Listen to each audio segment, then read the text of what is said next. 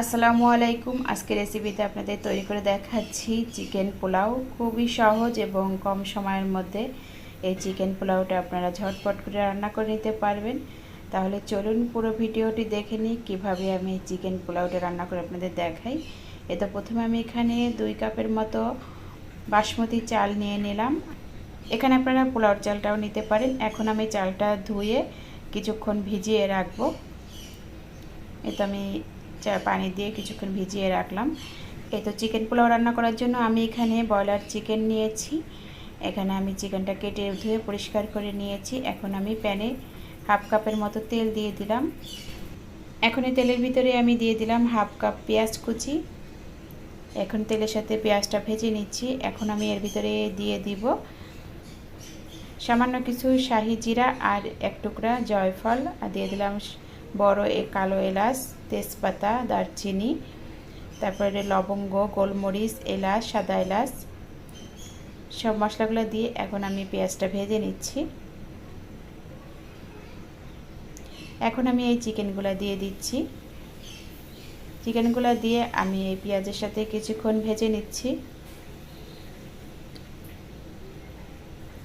এই তো আমার ভেজে নেওয়া প্রায় হয়ে গেছে। এখন আমি এর ভিতরে দিয়ে দিচ্ছি স্বাদমতো লবণ। এখন এর ভিতরে আমি দিয়ে দিচ্ছি 1 চা চামচ করে আদা রসুন বাটা। এখন দিয়ে দিলাম 2 টেবিল চামচ টক দই। টক দইটা ভালো করে ফেটিয়ে নেবেন। এখন আমি দিয়ে দিচ্ছি ধনিয়া গুঁড়া, জিরার গুঁড়া হাফ চা চামচ। এখন আমি এর ভিতরে দিয়ে দিব একটি টমেটো কুচি, সেই সাথে দিয়ে দিচ্ছি ধনিয়া পাতা কুচি আর কাঁচামরিচ কুচি করে নেওয়া। এখন আমি এই চিকেনটার সাথে মশলাটা ভালো করে এখন কষিয়ে নিচ্ছি।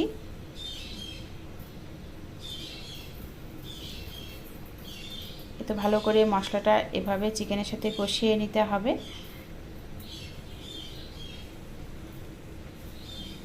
ভালো করে নেড়ে চেড়ে এখন আমি এই চিকেনটা রান্না করে নিব।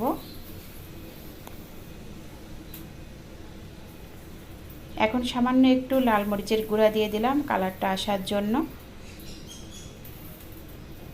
চিকেন থেকে যে পানিটা বের হবে এই পানিতেই এই চিকেনটা রান্না করে নেওয়া হয়ে যাবে। এখন উপরে একটি ঢাকনা দিয়ে ঢেকে দিচ্ছি আমি।